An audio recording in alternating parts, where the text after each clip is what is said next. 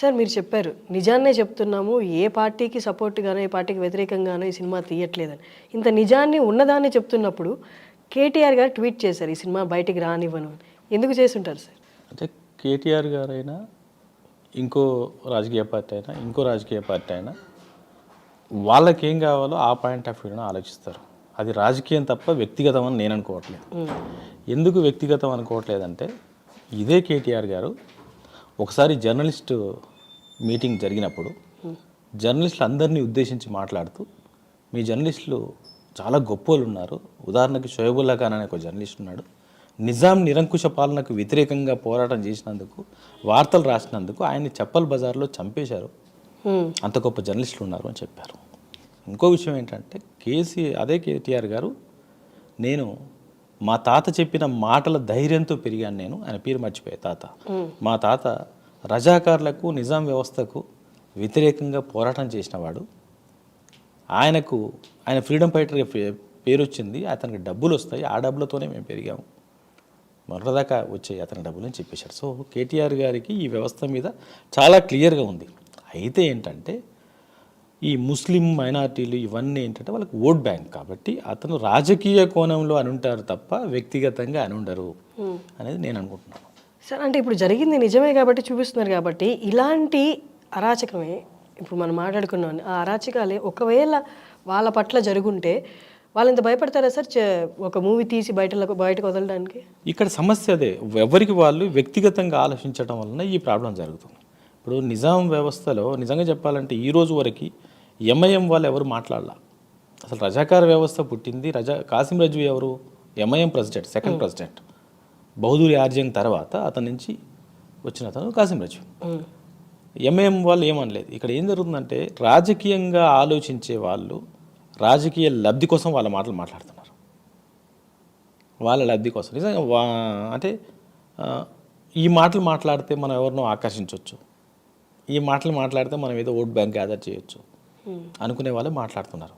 మామూలు ముస్లిమ్స్, నాకు ముస్లిం ఫ్రెండ్స్, నాకు సాక్షిలో ఒక జర్నలిస్ట్ ఫ్రెండ్ ఉంటాడు, 25 years బ్యాక్ నేను జర్నలిస్ట్ చేసినప్పుడు నాతో పాటు కలిసి చేసిన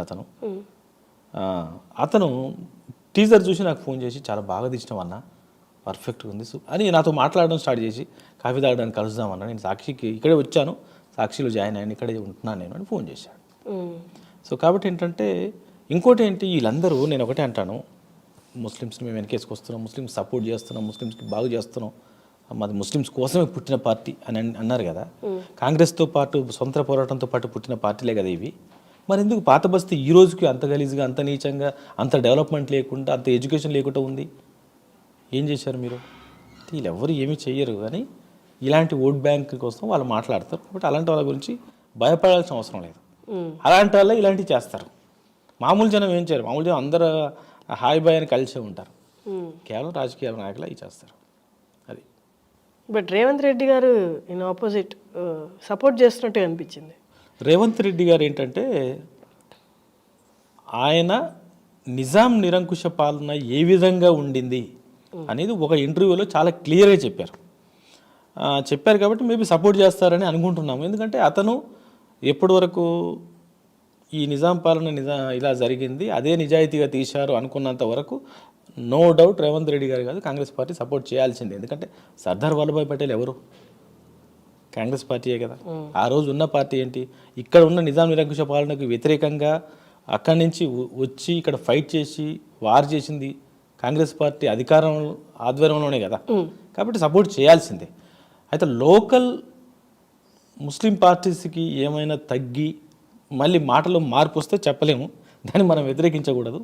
బట్ నేను అనుకోవడం ఆయన మాట్లాడిన మాటలను బట్టి, ఇంటర్వ్యూలో మాట్లాడిన మాటలను బట్టి రేవంత్ గారు సపోర్ట్ చేస్తారని అనుకుంటున్నాను. సపోర్ట్ చేయాలి హిస్టరీని. సార్ అలాగే కేసులు వేస్తామని కూడా బెదిరించారు, దేశద్రోహం అని కూడా వాడారు పదం. ఇక్కడ సమస్య ఏంటంటే మా అస్తిత్వం కోసం పోరాటం జరిగింది, మా మనుగడ కోసం పోరాటం జరిగింది, బ్రతుకు తెరువు కోసం పోరాటం జరిగింది. అది ఎలా జరిగిందో హిస్టరీ చూపించే ప్రయత్నం మేము చేస్తాం. దాన్ని దేశద్రోహం అంటే ఇప్పుడు సోషల్ లెసన్స్ అన్నీ రాస్తున్న వాళ్ళు, చదువుతున్న వాళ్ళు, చదువు చెప్తున్న వాళ్ళు, విద్యా వ్యవస్థ ఎంతమంది మీద మీరు దేశద్రోహం కేసేస్తారు? 8వ తరగతి ఉపవాచకంలో నిజాం నిరంకుశ పాలన మీద లెసన్ ఉంది. సో ఇప్పుడు ఎవరి మీద దేశద్రోహం కేసు వేయాలి మీరు? గవర్నమెంట్ మీద. కాబట్టి ఏంటంటే మైండ్ లేకుండా కొందరు మాట్లాడతారు మైక్ ఉంది కదా అని, వాళ్ళ గురించి పట్టించుకోవాల్సిన అవసరం లేదు. ఇంకోటి ఏంటంటే ఎక్కడ బాధ అనిపిస్తుంది అంటే ఒక అన్యాయం జరిగితే ఆ అన్యాయాన్ని బయట చూపిస్తే వాళ్ళ మీద దేశద్రోహం కేసు అంటారేంటి? అన్యాయం ఎందుకు జరిగిందో చూడండి, అలాంటి అన్యాయం మళ్ళీ జరగకుండా చూసుకోండి. ఏ విధంగా వాళ్ళు దేశద్రోహం అని వర్డ్ యూస్ చేస్తున్నారు? వీళ్ళు మత ఘర్షణలు క్రియేట్ చేస్తున్నారు అంటారు. మత ఘర్షణలు ఎందుకు వస్తాయి? ఇప్పుడు ఉదాహరణకి సినిమా పుట్టిన దగ్గర నుంచి విలన్ అనగానే ఒక తెలంగాణ స్లాంగ్ పెట్టి ఇలా మాట్లాడారు. సో తెలంగాణ వాళ్ళందరూ విలనా? ఒక రాయలసీమ రౌడీని పెట్టి ఒక రౌడీజం చూపించారు. రాయలసీమ వాళ్ళందరూ విలన్సనా? ఇంత పెద్ద బొట్టు పెట్టేసి విలన్ దిగుతుంటాడు, హిందువులందరూ విలన్సనా? ఇన్ని రోజులు రాని నీకు దేశద్రోహం కేసు నిజం చెప్తే ఎందుకు వస్తుంది? ఎక్కడున్నా నువ్వు? నీలాంటి వాళ్ళు నాయకులు అవ్వడం వల్లనే మామూలు జనాలు పాత బస్తీ ఎదగట్లే. నీలాంటి వాళ్ళు పక్క జరిగితే పాత బస్తీ డెవలప్ అవుతుంది. వాళ్ళకి నేను అది చెప్పదలుచుకున్నాను. అలాంటి దేశద్రోహం కేసులు వేస్తే భరించడానికి తెగించడానికి ఈజీగా ఉన్నాయి. ఎందుకంటే నేను జర్నలిస్ట్ని, పెన్ను పెట్టుకొని బయటకు వచ్చిన వాడిని. ఆ ధైర్యం నాకుంది, భయపడాల్సిన అవసరం లేదు. సార్, ప్రాంతం మనదే, ఇప్పుడు ప్రాంతం మనదే, జనాలు మన వాళ్ళే. బట్ ఇన్నేళ్ళైనా మీలా చెప్పబోతున్న స్టోరీని అలా ఎందుకు ఇంతవరకు చూపించలేకపోయారంటారు? అంటే పరిస్థితుల కారణంగానే. ఎందుకంటే ఇక్కడ మామూలుగా సోషల్గా తీసుకుంటే అందరూ లౌకికవాదులు ఎక్కువ. తర్వాత ఏదైనా ఇప్పుడు ఒక పార్టీ ఉంది, ఒక పార్టీని కంపల్సరీ మోసుకుంటూ వస్తుంటుంది. ఎందుకు వస్తుంటుందో అర్థం కాదు. ఎందుకంటే వాళ్ళకు ఓట్ బ్యాంక్ కావాలి, ఏదో అవసరం కావాలి.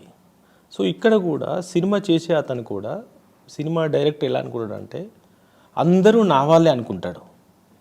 కాబట్టి ఏంటి, అనవసరంగా వీళ్ళు బ్యాడ్ అవుతానేమో, వీళ్ళకి బ్యాడ్ అవుతానేమో, వీళ్ళకి బ్యాడ్ అవుతానేమో అనుకొని చాలా వరకు ఎందుకులే ఆ కాంట్రవర్సీ, ఎందుకులే ఈ ప్రాబ్లం అనుకుంటారు. నేనేమనుకున్నానంటే ఇది కాంట్రవర్సీ కాదు, నిజం. నిజం నిర్భయంగా చెప్పేటప్పుడు అర్థం చేసుకొని వాళ్ళు కాంట్రవర్సీ చేస్తారు. రాజకీయాలు చేద్దాం అనుకున్న వాళ్ళు కాంట్రవర్సీ చేస్తారు. ఆ 2%, 1% పీపుల్ కోసం మనం ఎందుకు భయపడాలి? అందుకని అప్పుడు మన ప్రొఫెషన్లో మనం కరెక్ట్ చెప్పినట్లయితే వాళ్ళ గురించి భయపడాల్సిన అవసరం లేదు. నేను ఆ విధంగా ఆలోచించాను అనుకుంటున్నాను. సార్, పొలిటికల్గా మీరు చెప్పింది, మీ ఆలోచన చాలా చక్కగా ఉంది. బట్ సినిమా ఫీల్డ్లో తీసుకుని, ఇండస్ట్రీలో తీసుకుంటే నా ఫస్ట్ ఫిలిమే ఇలా చెప్పేసాను అనుకో, నా నెక్స్ట్ ఫిలింకి దాని ఇంపాక్ట్ పడుతుందా, లేకపోతే సెకండ్ ఫిలిమ్స్కి ఏ జోనర్ చూస్ చేసుకోవాలన్న ప్రెషర్ ఏమన్నా నా మీద ఉంటుందా అన్నది ఆలోచించారా? అప్పుడు ఆలోచించలేదు, ఇప్పుడు ఆలోచిస్తున్నా. అంటే ఒకటి, ఎవ్వరు ఎక్కడితో ఆగరు. ఇప్పుడు మణిరత్నం గారు ఉన్నారు, రకరకాల సినిమాలు చేశారు. రోజా సినిమా చేసినప్పుడు ఒక రకమైన గొడవలు అయినాయి, బొంబాయి చేసినప్పుడు ఒక రకంగా గొడవలు అయినాయి. మళ్ళీ ఆయనే లవ్ స్టోరీ చేశారు, ఆయనే ఒక పొన్నియిన్ సెల్వన్ లాంటి ఒక పీరియాడిక్ మూవీ చేశారు, హిస్టారికల్ మూవీ చేశారు. సో అవకాశాలు వస్తాయి.